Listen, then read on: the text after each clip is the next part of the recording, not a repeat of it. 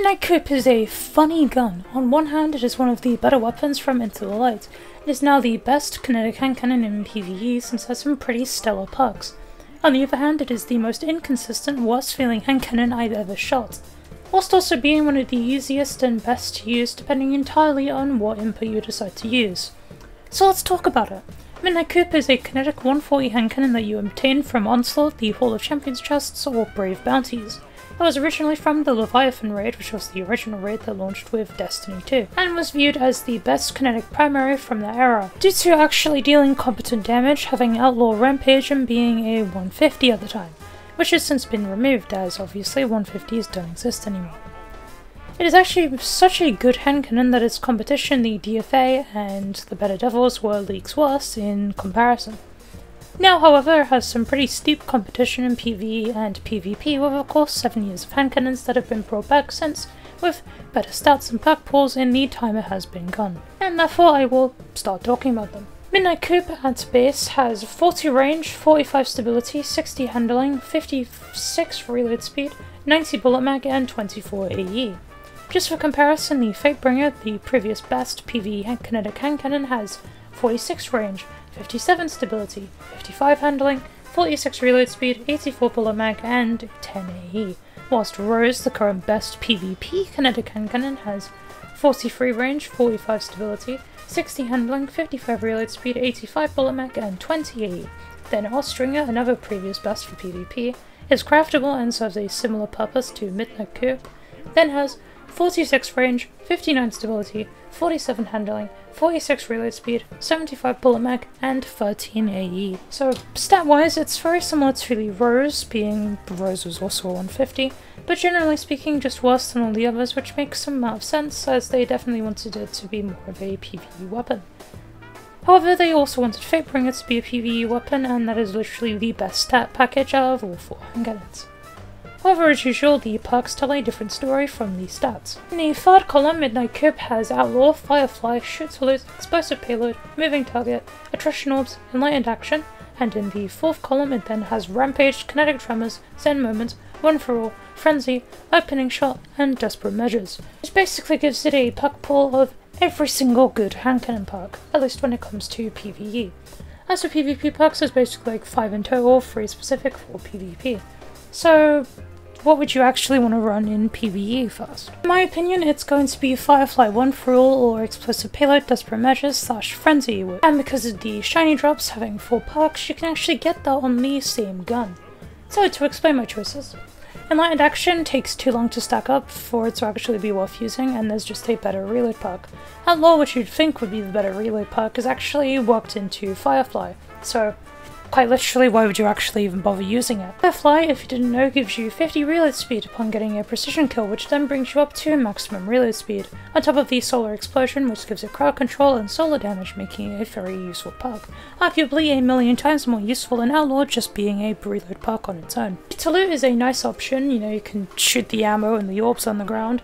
However, there's just, quite frankly, better weapons you can choose to use it on, and therefore I believe it's a wasted choice. Explosive Payload is then just a 15% increase to damage that then gets a further increase from damage perks. So with Frenzy, for example, you get a overall 26.5% increase, and with Desperate Measures you can get up to a 43% increase, which is very nice to have, considering that's basically the same amount as you get from Surrounded. And Desperate Measures is a much easier perk to keep active all the time, as Desperate Measures, very quickly for those who don't know, is the perk introduced with Into the Lights that gives a stacking damage buff up to 30% of its own, and is activated by getting a weapon kill and then increased by getting further ability kills. And then you can just keep refreshing it by getting more weapon or ability kills, which makes it very powerful. Rampage is also another option, however I just believe Desperate Measures is better as it's far easier to keep active, same with Frenzy. Then Zen Moment and Opening Shot are obviously PvP perks, so just don't bother using them in PvE. Kinetic Tremors is an interesting choice. It does do a lot of damage on hand cannons, however it takes literally 6 shots to activate, which if something's going to take 6 hand cannon shots to kill something, I would just switch to my special weapon at that point, so honestly, don't bother using it, it's a bit of a trick choice, I guess. Especially since it doesn't really synergize with Firefly, and you don't get more hits off of Explosive Payload, apparently. One rule though is something I would definitely recommend to use with Firefly, as it's a 35% buff, so more than desperate measures, and because you're using Firefly and that's an explosion on kill, it's very likely you'll end up hitting at least 2 enemies, which then means you'll only need to hit 1 more enemy with your hand cannon for the full 35%, and once it's gone, it's then very easy to refresh. It's pretty much exactly the same role as Doom Atrocious, which has the same perk combo. But it's better here because you're on a hand cannon and it just deals far more damage.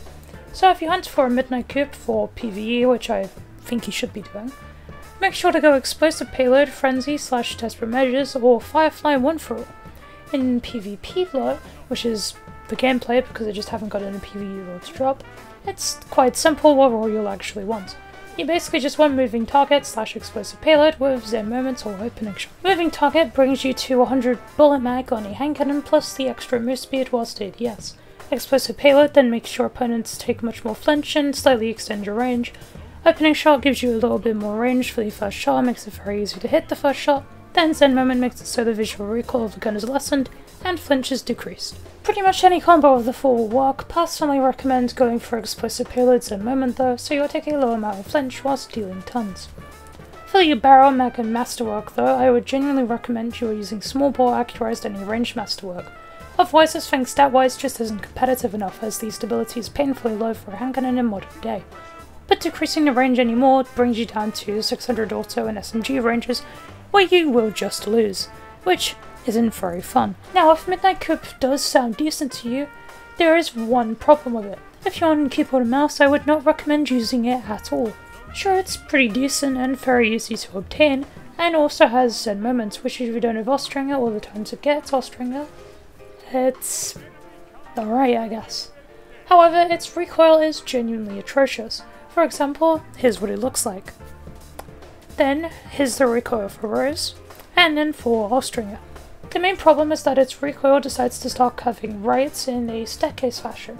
One shot up, next shot right, next shot up. A counterbalance mod makes this a bit better, with it flipping and going mostly up, as you'll see on screen now. However, this stops you from using Icarus grip, and you can't afford using Arrowhead or Chamber, as the stats are simply far too low for it. So if you don't jump or are good at controlling staircase recoil, then sure, you can probably use it on mouse and keyboard. However, these sacrifices needed to make it even usable make it not worth it in my opinion, especially when Rose is literally in the game. Same with Austringer, same with Fatebringer, even spare rations. Kep's Confidence is then another option, one that, despite its only competitive role now being Killing Wind Eye of the Storm, due to the death of Gutshot, rest in peace, is still better than midnightcoup. In a controller though, I noticed quite a difference because it's a controller and you have aim friction. The UFO recoil is something you can control far easier than on keyboard and mouse. And that's not a dig on controllers, it's just flat out easier to aim with it, as you can let the recoil friction make up for how much you control recoil. And surprisingly, the recoil actually felt lessened on controller despite being actually higher. Part of that is definitely, as mentioned, it being easier to control it. And another part is definitely Zen Moments, but it was like how I genuinely had to control it less and it just hit 90% of the time. However, in the remaining 10% it was still pretty inconsistent, but definitely better than it was on keyboard, which is quite nice. It genuinely made a hand cannon that felt like the best hand cannon I had ever touched on controller. Now that experience of controller cannoning is limited to Shadowkeep and Prior, because that's when I stopped playing roller, and now I'm definitely not a good controller player, so take it with a grain of salt, right? But if you do get a PvP role and are a controller player, I would rank its feel far above any hand cannon in the game that I've actually used. Again, Rose and Austringer are just objectively better hand cannons.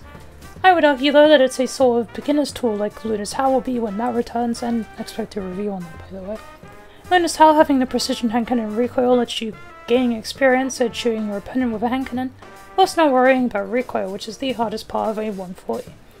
And then, once confident with Luna's, for example, you can switch to coup with a pattern that's very specific and will help you learn proper 140 gameplay and finding out where you're comfortable with using it such, before deciding to go to Austringer or Rose. And I think that's basically all I've got to say. In short, if on keyboard, don't bother for PvP. If you're on a controller though, I would recommend totally trying it out, as it will be one of the best shooting experiences you've probably ever had. For PvE, I would hunt for a Explosive Desperate Measures or Firefly 1-for-all, preferably a shiny with all of them on the same roll, and that's basically all I have to say. Don't fully know what I'm gonna talk about next, but it'll probably be Mountaintop. Until then though, like, comment, sub for more, and adios.